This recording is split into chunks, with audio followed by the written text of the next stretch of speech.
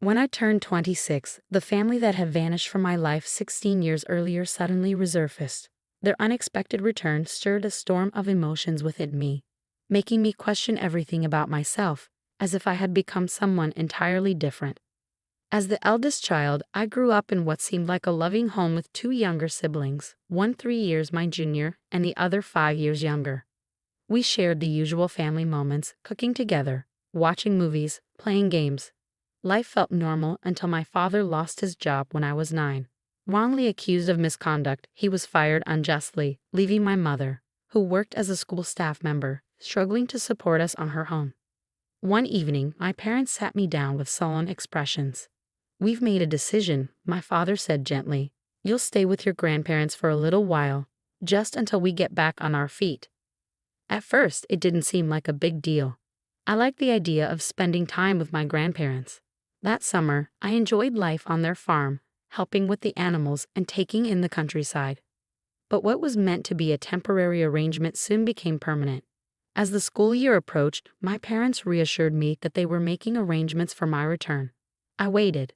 A few extra days turned into weeks, then months. Every time I tried to reach them, I was met with silence or vague promises. "Why haven't they called?" I asked my grandmother one day, my voice laced with anxiety. "They're probably just busy," she replied, her tone dismissive. "They'll get in touch when they can." But they never did. Desperate for answers, I even attempted to file a missing persons report, only for my grandparents to brush it off as an overreaction. The realization of my abandonment hit me hard. Left with no other choice, I begged my grandparents to enroll me in school. They eventually agreed, but adapting to my new reality was far from easy. Then, one evening, everything changed. I overheard my grandmother speaking in hushed tones on the phone. "Is she doing okay in school?" my mother asked. "She's fine," Grandma replied. "I don't know how much longer we can keep this up." Hearing my mother's voice after so long sent a jolt through me. Without thinking, I ran into the room, heart pounding. "Mom? Mom, is that you?" Silence. Then, click. The call ended. Frantically, I grabbed the phone, shouting into the receiver, hoping she'd still be there. My grandmother turned to me, her face a mixture of frustration and worry. "Go to your room," she snapped. Tears burned my eyes as I demanded answers. "Why didn't you tell me? Why have you been lying to me?" She didn't respond. Shortly after that, my grandparents sent me to live with a distant aunt, someone I had never met before. The reason? I was never given one. My aunt, my mother's cousin, turned out to be a kind-hearted woman. She welcomed me with open arms, and for the first time in years, I felt safe. "I don't know why your parents never came back for you," she admitted one evening, "but I promise you'll never be alone again."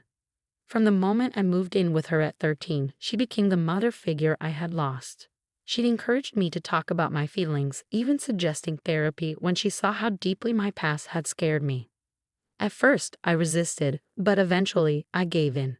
Therapy helped me process the pain and understand that my abandonment was not my fault. By the time I graduated high school, my aunt had become my strongest support system. She helped me pursue my dream of becoming a veterinarian, her own profession. When I turned 21, I made a life-changing decision. Sitting across from her, I slid adoption papers across the table. "You've been more of a mother to me than anyone else," I told her. "I want you to be my legal parent." Tears welled in her eyes as she reached for my hand. I'd be honored.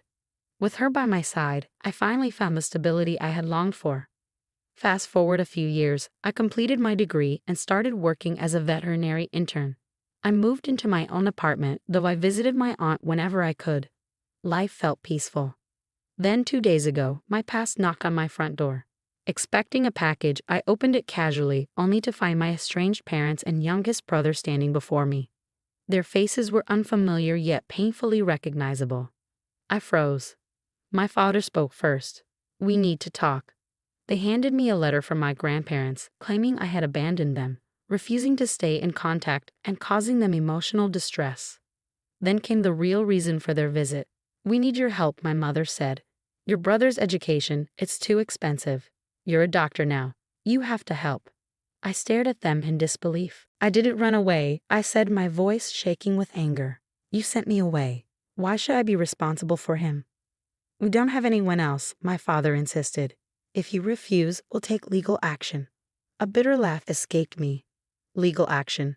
Against someone you abandoned for 16 years. When they refused to leave, I called the cops. "They're not my parents," I told the officers. "Legally, I'm my aunt's daughter now." The authorities issued them a warning, but it didn't stop the harassment. My social media was flooded with hateful messages from family members, calling me selfish and ungrateful. When I told my aunt everything, she asked me a single question: "Are you sure you did the right thing?" I didn't know how to answer. Days later, my parents appeared at my workplace, causing a scene. Security had to escort them out. The weight of their sudden reappearance and the relentless pursuit of money drained me. "Maybe you should talk to them for closure," my therapist suggested. I resisted for a long time, but eventually I agreed. I met them, with my aunt beside me. Their explanation was as heartbreaking as it was infuriating. "We sent you away because we couldn't afford to keep you," my father admitted. "And when things got better?" I asked. He hesitated. "We just couldn't afford to bring you back. Now they wanted my money." "You're only here because you think I owe you," I said coldly. My mother sighed. "We thought maybe you feel guilty." Her words stung, but I refused to waver. "I don't owe you anything," I said firmly. "If you come near me again, I'll take action." Ignoring their pleas for forgiveness, I walked away. I felt nothing for them anymore. If I could erase them from my memory, I would. Now time has passed. The messages have stopped. My family has disappeared from my life once more. Meanwhile, I've completed my internship and am looking ahead to a new residency program, one that will take me even further away from the ghosts of my past. As I prepare to take the AVMA, American Veterinary Medical Association, exam, I hold on to the hope that my future will be bright. I won't deny that sometimes I wish my relationship with my parents had turned out differently, but I've come to terms with the fact that my aunt is the only parent I truly need. She's been more of a mother to me than the one who gave birth to me ever was. They abandoned you, lied to you, and left you behind without a second thought. My aunt often reminds me, "You owe them nothing. You're only giving them the same treatment they gave you." A year passed, and just as I thought things had settled, a new issue arose: my sister-in-law. She was a few years younger than me, yet I expected her to act with some level of maturity. Unfortunately, I was wrong. The trouble started when I began dating my husband. We met by chance while he was helping me move, and after chatting at a local bar, we quickly hit it off. Despite how happy we were, my sister-in-law never seemed to approve of our relationship. She once warned me, "My brother never gets serious about anyone. Don't get your hopes up." I braced myself for the worst. But 6 years later, we are still together, and he is without a doubt the love of my life. The rest of his family, his parents and extended relatives, have been nothing but welcoming, so I could never quite understand why my sister-in-law held such animosity toward me. Her dislike for me became even more evident during our wedding 2 years ago. Because of her ongoing coldness and snide remarks, I chose not to include her as a bridesmaid. She didn't take it well. "If I'm not part of the bridal party, I won't even attend the wedding," she declared dramatically. To avoid unnecessary drama, I reluctantly made her a bridesmaid.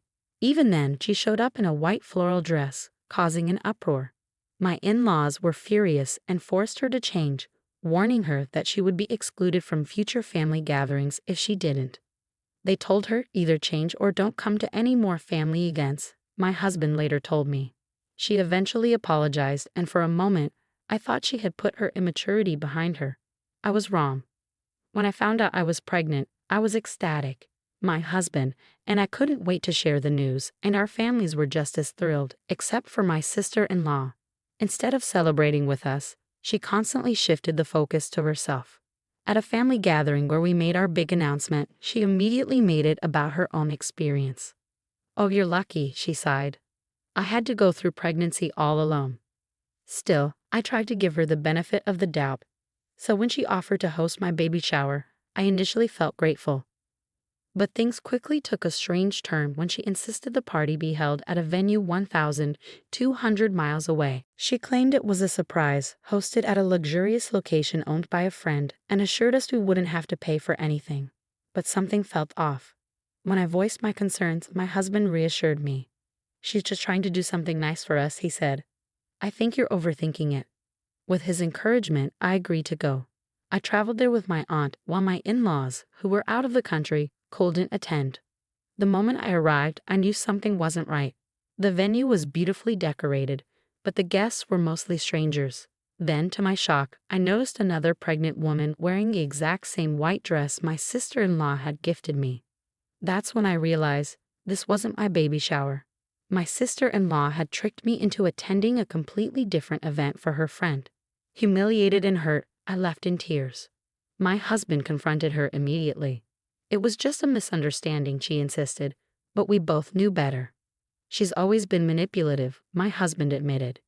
When his parents heard about what happened, they were livid. They had financially supported her for years, but after this, they decided enough was enough. We've helped you long enough, they told her. You're on your own now.